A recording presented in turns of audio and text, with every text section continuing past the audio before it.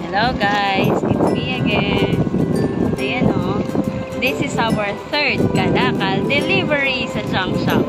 Ayan, marami po sa likod. Actually, napakarami pang hindi pa namin na iaayos para ibenta. Busy lang talaga sa church. Ayan. Okay. There you go. Cloudy yung camera ko, pasensya na. Yung aking driver, Pastora Lorna. Kamusta naman?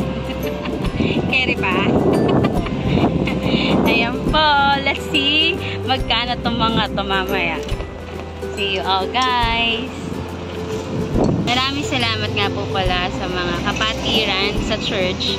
Bakit po kami nagkakaroon ng maraming mga ano na to, scraps na to, mga kalakal na to, dahil sa iniipon nila sa kanilang mga bahay, yung mga nagamit po nila, mga personal use nila. Tapos, kinukuha po namin, pinipick up namin sa kanilang mga bahay pag naipon na nila. Tapos, pag naipon na namin lahat, saka po namin dinadala sa junk shop. Ito po ay hindi pang personal po namin, maging source of income, hindi po iyon, kundi ito po ay fundraising namin para sa church. Kaya po namin ginagawa ito. And thank you Lord dahil malaki-laki na rin ang naipon natin para po sa church ng hinahawakan po naming outreach church. And thank you Lord dahil sa maraming tumutulong po.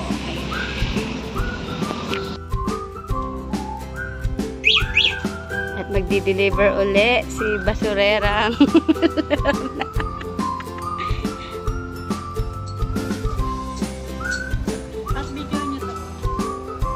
ito pa po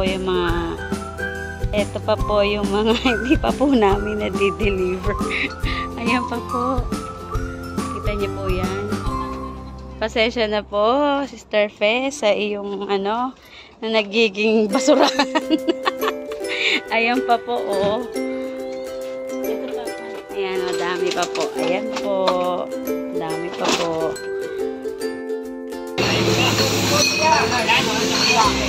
Okay. Kaya dito na kayo. Oo, timpangin mo na ito.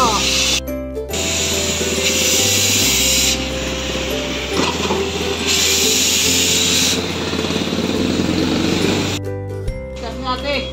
38. 38. Karton. Kano yun? Ha?